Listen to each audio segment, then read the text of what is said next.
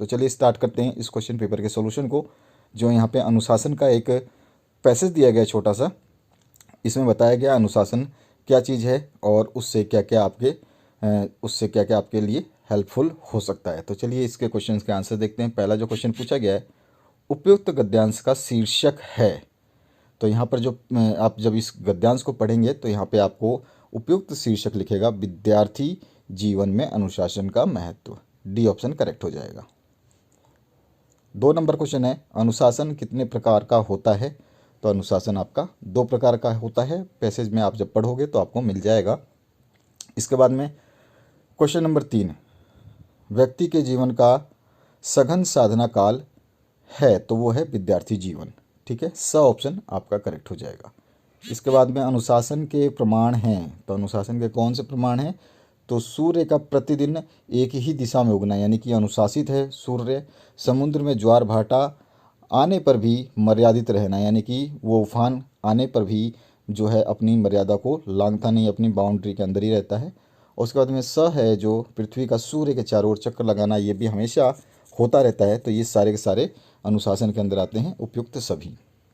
इसके बाद आते हैं 5 नंबर क्वेश्चन पे, व्यक्ति के जीवन में किसका गहरा महत्व है।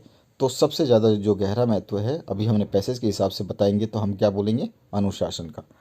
इसके बाद में आपने जो पैसेज पढ़ा उसके बाद में यहाँ पे गद्यांश पढ़ना है, यानी कविता टाइप में दिए गए ही। और इस कविता को पढ़ने के बाद में आपको सारे के सारे आंसर्स देने हैं। इसमें भी 5 क्वेश्चन पूछे जाएंगे, तो इस कविता को पढ़ लेना। और इसके जो पीडीएफ आंसर की है वो मैं आपको दूंगा, और इस पीडीएफ का पासवर्ड भी मैं आपको बताऊंगा। तो पीडीएफ का पासवर्ड जानने के लिए वीडियो को कंप्लीट आराम से देख लेना। अब आगे बढ़ते हैं इसके सॉल्यूशन की तरफ। तो यहाँ पर जो है ये पूरा का पूरा आपका पैसेज है, इसको पढ़ना है और पढ़ने के बाद में इसके आंसर्स आपको देने हैं। तो पहला जो 6 नंबर क्वेश्चन है इसमें वो पूछा गया है, उपयुक्त काव्यांश का जो है उचित शीर्षक क्या होगा। तो आप जब इसको पढ़ेंगे तो आपको मालूम होगा कि ये किसान के लिए है और इसका किसान जो है उपयुक्त शीर्षक हो जाएगा। 7वां क्वेश्चन है, इस काव्यांश में किसकी पीड़ा का वर्णन हुआ है। तो इसमें किसान की ही पीड़ा का वर्णन किया गया है। इसके बाद में 8वां क्वेश्चन है, कारकुन का शाब्दिक अर्थ क्या होता है। तो जमींदार का कार्मिक। ठीक है, यहाँ पे बी ऑप्शन करेक्ट हो जाएगा। उसके बाद में 9वां जो क्वेश्चन है, आंखों का तारा होना का तात्पर्य क्या है। सभी को पता होगा, आंखों का तारा मतलब अत्यधिक प्यारा होना। इसके बाद आते हैं 10वें क्वेश्चन पे। इसमें पूछा गया है, काव्यांश में वर्णित पीड़ित वर्ग की आंखों में चमक कब आती है। तो शोषण से पूर्व की संपन्नता को याद करने पर। तो अ ऑप्शन इसमें करेक्ट हो जाएगा। इसके बाद आते हैं नेक्स्ट क्वेश्चन की तरफ। तो जो नेक्स्ट क्वेश्चन पूछा गया है, इसमें पूछा गया आपसे, माता के का आंचल कृति के रचनाकार कौन है, यानी कि इसको किसने लिखा है। तो यहाँ पे शिव पूजन सहाय जो है इसके राइट ऑप्शन हो जाएंगे। 12 नंबर क्वेश्चन है, जॉर्ज पंचम की नाक कहानी का उद्देश्य क्या है। तो यहाँ पे सभी के सभी उद्देश्य जो है वो सही दिए गए हैं, इसीलिए हम उपयुक्त सभी पे क्लिक कर देंगे, टिक कर देंगे, राइट आंसर बता देंगे। अब आते हैं नेक्स्ट क्वेश्चन की तरफ। तो यहाँ पे रिक्त स्थानों की पूर्ति करनी है। भाववाचक संज्ञा की रचना मुख्य खालिस्तान प्रकार के शब्दों से होती है। तो 5 प्रकार के शब्दों से होती है, पहला ऑप्शन।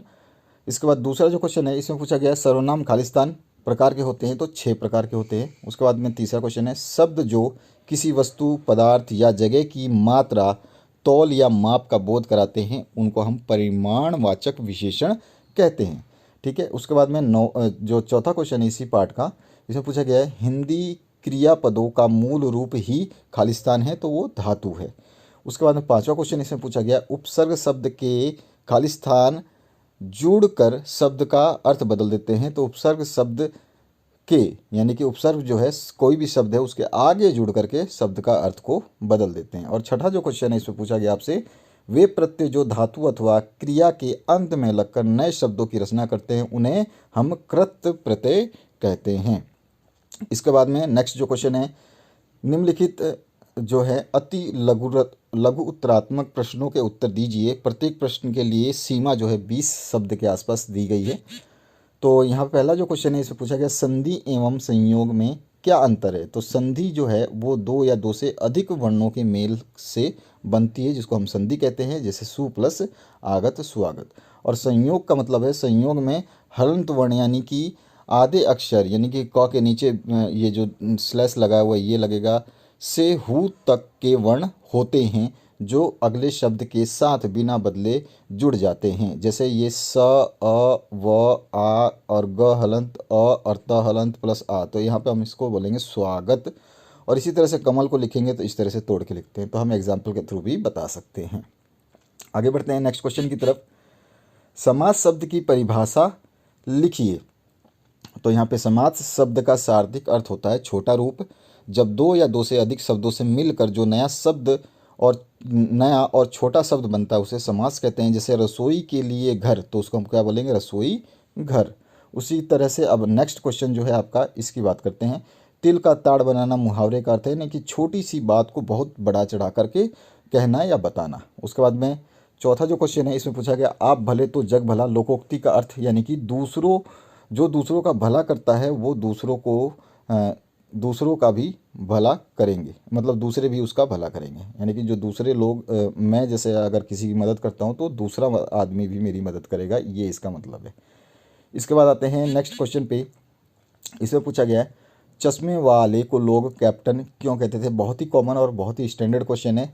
कई बार एनसीईआरटी में, जो अभी आपका सिलेबस इस बार चेंज हुआ राजस्थान बोर्ड का, नहीं तो इससे पहले राजस्थान की अपनी अलग से बुक्स चलती थी, तो अभी जो है एनसीईआरटी बेस पे चल गया है और एनसीईआरटी बेस रहेगा अब।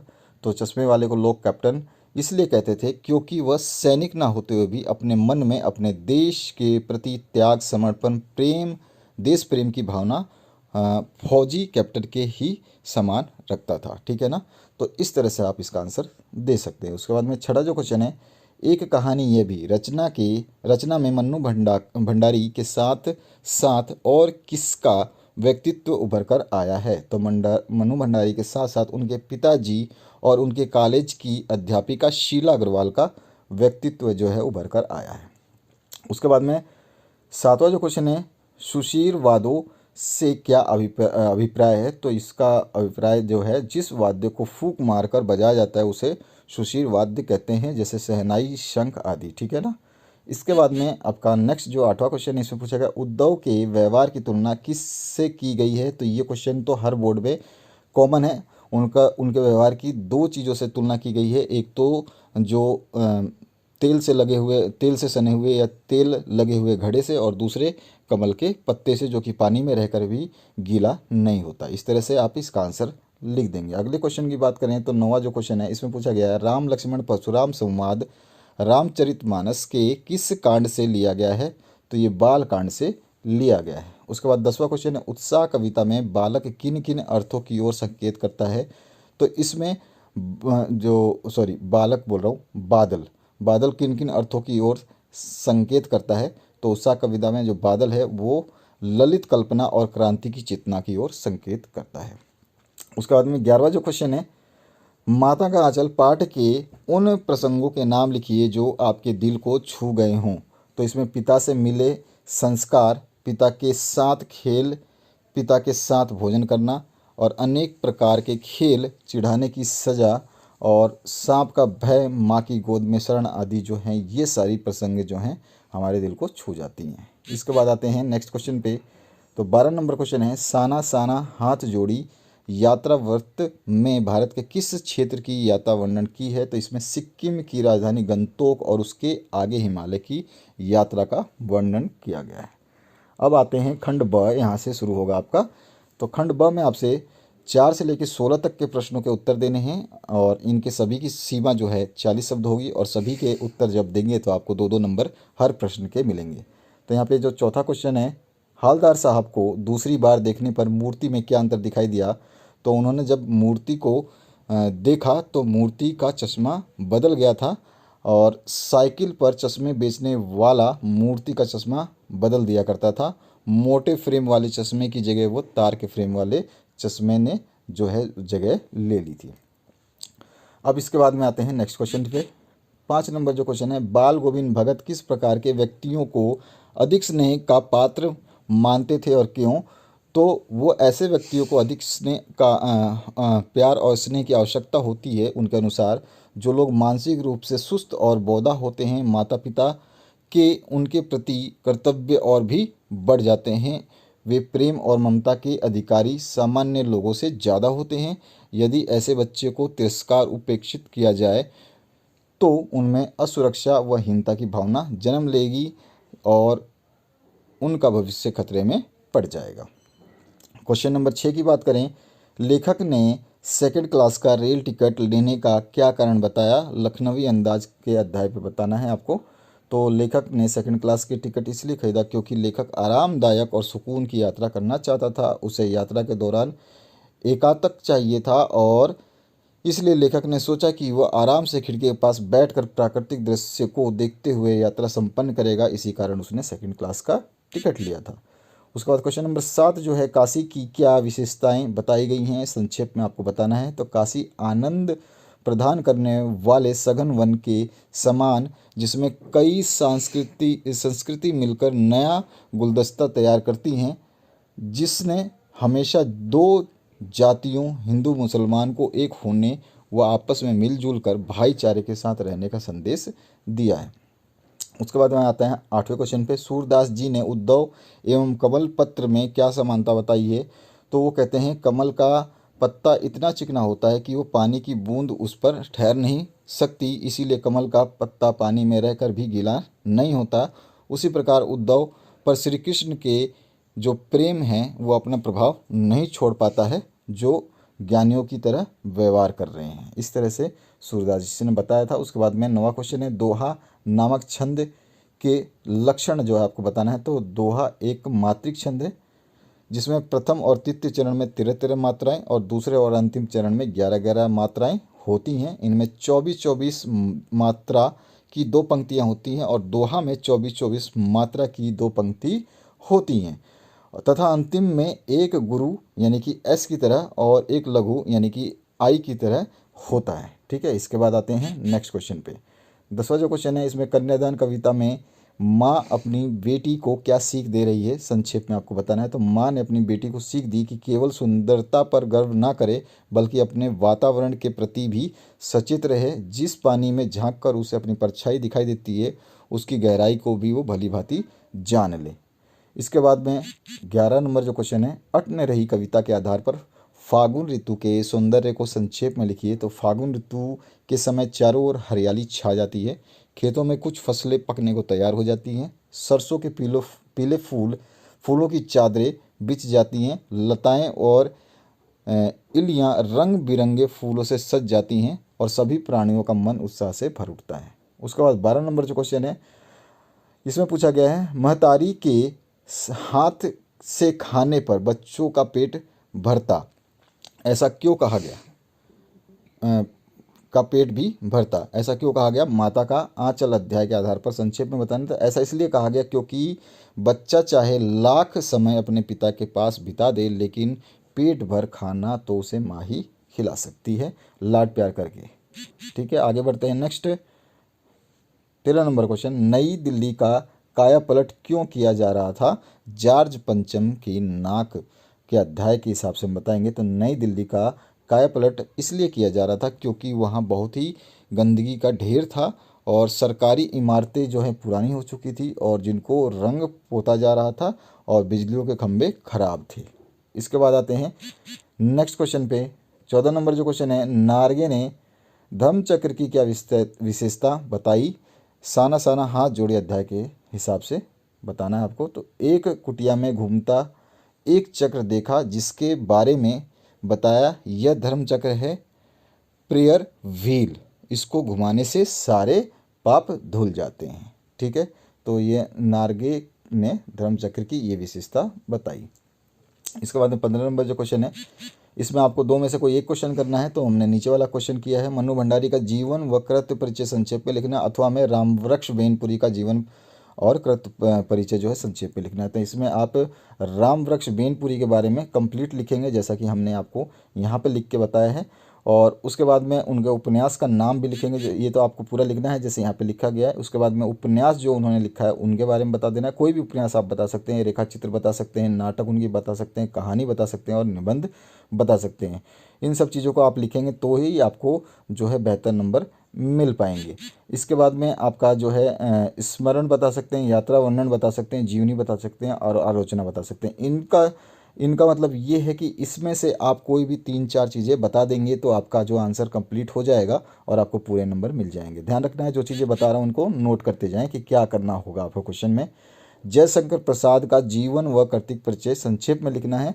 तो यहाँ पर जो है जयशंकर प्रसाद द्विवेदी का जो है पूरा का पूरा परिचय यहाँ पे दिया गया है। और इस परिचय देखिए, एक्चुअली ये 2 नंबर का तो बोल रहा है, लेकिन ये परिचय जो है संक्षेप में आप कितना भी लिखना चाहें तो इससे ज़्यादा छोटा नहीं कर पाएंगे। और 2 नंबर में ये थोड़ा सा आंसर बड़ा है, ये 2 नंबर की बजाय 3 नंबर का होता तो ज़्यादा बेहतर होता। फिर इनका जब ये आप पूरा परिचय लिखेंगे, इसके बाद में उनकी जो जो चीज़ें हैं, उपलब्धियां, उनको लिख देंगे, जिसमें आपका परिचय आ जाएगा, कृतित्व परिचय आ जाएगा। उसके बाद में महाराणा का महत्व जो है उन्होंने दिया था और झरना दिया था, इसी में आंसू है, लहर है, कामयानी है और प्रेम पथिक है। इस तरह से आप इनमें से कोई भी 3-4 आप लिख सकते हैं अपनी मर्जी से। अगर आप वो नहीं करना चाहते थे तो अथवा में आपका जो क्वेश्चन दिया गया था गिरजा कुमार माथुर का जीवन परिचय, वही सेम संक्षेप में लिखना है, तो आप चाहें तो ये भी कर सकते हैं। आगे बढ़ते हैं खंड स में। खंड स में जो है एक गद्यांश है, आपको ये पठित गद्यांश यानी आपकी बुक से है और इसको आपको पढ़ने के बाद में जो है सप्रसंग व्याख्या कर देनी है। तो चलिए इस प्रसंग में आपको कैसे लिखना है तो हम बता देते हैं। प्रसंग कैसे लिखेंगे। प्रस्तुत गद्यांश हमारी हिंदी की पाठ्य पुस्तक क्षितिज भाग 2 के पाठ नौबत खाने में इबादत से लिया गया है। उसके रचयिता यतीन्द्र मिश्र हैं। इस गद्यांश में काशी के भौगोलिक प्राकृतिक की विशेषताएं बताई गई हैं। ठीक है, जहां आपको लगता है कि स्पेलिंग मिस्टेक है तो उसको करेक्ट कर लेना, इसमें घबराने वाली ज़रूरत नहीं है। वैसे जनरली नहीं होती है, लेकिन प्रिंट आप जब टाइप करते हैं तो हो सकता है कि मिस्टेक एक आधे अक्षर में मात्राओं की हो सकती है। अब इसका व्याख्या जो हम इस तरह से करेंगे। उस्ताद बिस्मिल्लाह खां जिस तरह अपने धर्म के प्रति समर्पित थे, उसी प्रकार काशी विश्वनाथ जी के प्रति अपार श्रद्धा रखते थे। वे जब भी काशी से बाहर रहते थे तब विश्वनाथ एवं बालाजी मंदिर की दिशा की ओर मुंह करके बैठते थे और थोड़ी देर के लिए ही सही पर शहनाई उन्हें समर्पित कर बजाते थे। उनके मन की आस्था बालाजी और बाबा काशी विश्वनाथ में लगी रहती थी। इस तरह से आप इसकी व्याख्या करेंगे। अथवा में चाहें तो इस खंड की आप व्याख्या जो है आप कर सकते हैं। तो आपको चाहे तो वो करें चाहे ये करें, आपको दोनों में से कोई एक करना था। ठीक है, तो इस तरह से आपका ये जो क्वेश्चन कंप्लीट हो जाएगा। अब आगे बढ़ते हैं 18 नंबर क्वेश्चन पे। 18 नंबर जो क्वेश्चन है इसमें पूछा गया है निम्नलिखित पठित पद्यांश की सप्रसंग व्याख्या करनी है। तो ये पद्य है यानी कि आपकी कविता है और इस कविता को पढ़ने के बाद में आपके इसके जो है सप्रसंग व्याख्या करनी है। तो कैसे करनी है मैं बताऊंगा। पहले तो ये पद है आपका और इसी के अथवा पाठ में आपका दूसरा पद यहाँ पर दिया गया है। एक के नहीं, दो के नहीं, ढेर सारी नदियों के पानी का जादू। इस तरह से ये जो कविता है इसको पढ़ना है और पढ़ने के बाद में समझ लेना है कौन से पाठ से लिया गया है वो हमें बताना है। तो यहाँ पे जो है ये प्रस्तुत कविता जो है प्रसंग में लिखेंगे।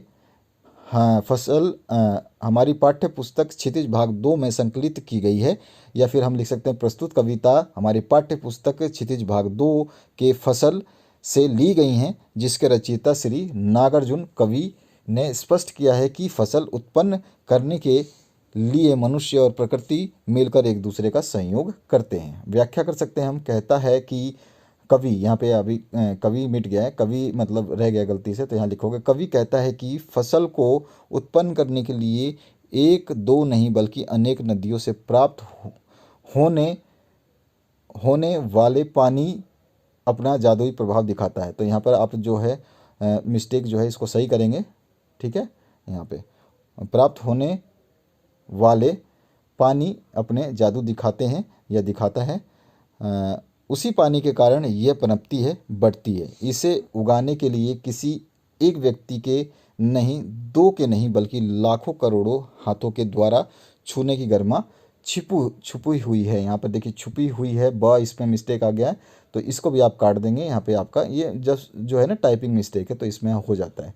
यह लाखों करोड़ों इंसानों के परिश्रम का परिणाम है। इसमें एक दो खेत की मिट्टी नहीं प्रयुक्त नहीं हुई है, इसमें तो हजारों खेत की उपजाऊ मिट्टी की विशेषताएं छिपी हुई हैं। मिट्टी का गुणधर्म इसमें छिपा हुआ है। फसल क्या है? यह तो नदियों के द्वारा लाए गए पानी का जादू है, जिससे इसे उपजाने में सहायता दी है, जिसने इसे उपजाने में सहायता दी है। इसमें न जाने कितने लोगों के हाथों का परिश्रम जो है छिपा हुआ है।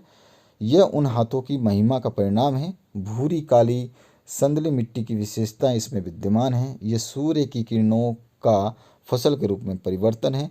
सूर्य ने अपनी किरणों से उसे बढ़ाया है, जीवन दिया है। हवा ने इसे थिरकने और इधर उधर डोलने का गुण दिया है या किया है। भाव यह है कि फसल प्रकृति और मनुष्य के सामूहिक प्रयत्नों का परिणाम है। तो इस तरह से आप इसको लिख देंगे। एक दो लाइन कम ज़्यादा कर सकते हैं, कोई दिक्कत नहीं है। आगे बढ़ते हैं नेक्स्ट क्वेश्चन पे। क्वेश्चन नंबर जो है आपका 19 नंबर, इसमें पूछा गया बाल गोविंद भगत को साधु क्यों कहा गया है, विस्तार से आपको वर्णन करना है। तो देखिए, खेती बाड़ी से जुड़े गृहस्थ बाल गोविंद अपनी किन चालिक विशेषताओं के कारण साधु कहलाते थे। बाल गोविंद भगत एक गृहस्थ थे, परंतु उनमें साधु कहलाने वाले गुण भी थे। तो यहाँ पर थोड़ा सा मिस्टेक है, यहाँ पे उनमें साधु कहलाने वाले गुण भी थे। और जब हम ये लिखते हैं तो कभी भी कोई अगर आपका लाइन में थोड़ी सी मिस्टेक हो तो उसको आप सही कर सकते हैं, ठीक है ना, ध्यान रखना है आपको। तो आगे बढ़ते हैं। इसमें आप क्या क्या गुण हैं। कबीर के आदेशों पर चलते थे, उन्हीं के गीत गाते थे, कभी झूठ नहीं बोलते थे, खरा व्यवहार रखते थे, किसी से भी दो टूक बात करने में संकोच नहीं करते थे, ना ही किसी से झगड़ा करते थे, किसी की चीज़ नहीं छूते थे, ना ही बिना पूछे जो है व्यवहार में लाते थे, यानी कि उपयोग करते थे। उसके बाद में 5वां है पॉइंट लिख सकते हैं हम। कुछ खेत में पैदा होता, सिर पर लाद कर उसे सीधे कबीर पंथ मठ ले जाते, वहाँ जो भी उनको भेंट स्वरूप मिलता उसी को प्रसाद स्वरूप ला करके घर चलाते। और छठा है, उनमें लालच बिल्कुल नहीं था, ठीक है। अगर आप वो नहीं करना चाहते तो ये वाला कर सकते थे। नवाब साहिब ने अपने यहाँ पे ख़ानदानी रईस होने का भाव किस प्रकार प्रकट किया है वो आपको बताना है, ठीक है। लखनवी अंदाज कहानी के आधार पे, ठीक है, व्यंग के आधार पे। अब इसके बाद में आपका जो है नेक्स्ट क्वेश्चन, इसमें पूछा गया है गोपियों के द्वारा हमारे हारिल की लकड़ी कहे जाने का क्या तात्पर्य है। तो यहाँ पर है, कृष्ण को हारिल का लकड़ी कहकर गोपियों ने अपने प्रेम की दृढ़ता को प्रकट किया है। हारिल एक ऐसा पक्षी है जो सदैव अपने पंजे में कोई लकड़ी या तिनका पकड़े रहता है। वह उसे किसी भी दिशा में नहीं छोड़ता, यानी कि वह उसे किसी भी दशा में नहीं छोड़ता। गोपियों का कृष्ण को हारिल की लकड़ी कहने का तात्पर्य है कि उनके हृदय में कृष्ण का प्रेम इतना दृढ़तापूर्वक समाया है जो किसी भी प्रकार निकल नहीं सकता। कहने का आशय है कि गोपियाँ कृष्ण के प्रति एकनिष्ठ हैं, यानी कि उसके ही प्रति जागरूक हैं, उसी को सोचती हैं, उसी के बारे में समझती हैं। पासवर्ड जो है इस पीडीएफ को जब आप डाउनलोड करोगे तो मांगेगा, तो इसमें डाल देना 1112, ठीक है, यानी कि 11 और फिर 12 या फिर 11-12 आप सीधा सीधा बोल सकते हो। उसके बाद में अथवा पाठ में उत्साह कविता का केंद्रीय भाव लिखना है, ये आप कर सकते हैं। अथवा पाठ में से कोई एक ही करना होगा। द खंड जो है इसमें पूछा गया है प्रश्न 21, निम्न विषयों में से किसी एक पर 300 से 350 शब्दों में सार्गिक निबंध लिखना है। तो इस तरह से आपका सबसे पहला पूछा गया राष्ट्रीय एकता के बारे में, जिसमें प्रस्तावना राष्ट्र के लिए एकता का आवश्यक क्या क्या है और एकता के बाधक तत्व क्या है, एकता के पोषक तत्व और उपसंहार। इस तरह से आपको ये पॉइंट बनानी है, मैं बता दूंगा आपको। और इसके बाद में आप दूसरा लिख सकते थे पर्यावरण प्रदूषण, कारण और निवारण क्या है। पर्यावरण प्रदूषण, प्रदूषण के प्रकार क्या होते हैं, इसके कारण क्या होते हैं, प्रदूषण निवारण के उपाय क्या हो सकते हैं और उपसंहार। तो सबसे पहले प्रदूषण क्या है इसके बारे में हम समझाएंगे। इस तरह से लिख करके बिल्कुल अच्छी तरीके से लिखना है ताकि आप एक भी नंबर ना कटे। उसके बाद हम बता सकते हैं जो दूसरा पॉइंट उसमें दिया गया है, तो प्रदूषण के जो प्रकार हैं उसमें तो ठीक है, अभी एक सेकंड मैं इसको करेक्ट कर देता हूँ जो इसमें। तो इस तरह से आप इसका जो पूरा का पूरा आंसर लिखेंगे। तो प्रदूषण क्या है, सबसे पहले प्रदूषण क्या है उसके बारे में आप अपनी मर्जी से लिख सकते हैं। और यहाँ पे जो हिंट दिया है, मैंने जो सोल्यूशन बताया, इस तरह से आप लिख सकते हैं, याद कर सकते हैं। उसके बाद में आप बताएंगे जो दूसरी चीज़ में पूछी गई है प्रदूषण के प्रकार क्या हैं, फिर प्रदूषण के कारण और निवारण बताएंगे। तो इस तरह से प्रदूषण के प्रकार आप बता सकते हैं। प्रदूषण के प्रकार में आप वायु प्रदूषण, जल प्रदूषण, ध्वनि और मृदा प्रदूषण को लिख सकते हैं। तो वायु प्रदूषण, जल प्रदूषण को थोड़ा थोड़ा डिस्क्राइब कर देंगे ताकि एग्जाम में समझे कि हाँ आपने जो है पढ़ाई की है, याद किया है, आपको सब कुछ आता है। तो यहाँ पर जैसे कि दूसरा, तीसरा और चौथा हम इस पार्ट में लिख देंगे। और इसको लिखने के बाद में हम जो है इसका निवारण जो है उसको बता देंगे, कारण जो है उसको बता देंगे। अब यहाँ पे जो कारण है वो कौन कौन से कारण हो सकते हैं जो प्रदूषण फैलाते हैं, तो वो चीज़ें हम यहाँ पे बताएंगे। तो आप देख सकते हैं, वीडियो को पॉज करके देख लेना। उसके बाद में आपका प्रदूषण निवारण के उपाय जो है आपको इस तरह से लिख देने हैं कि क्या क्या कर सकते हैं हम कि प्रदूषण ना हो पाए।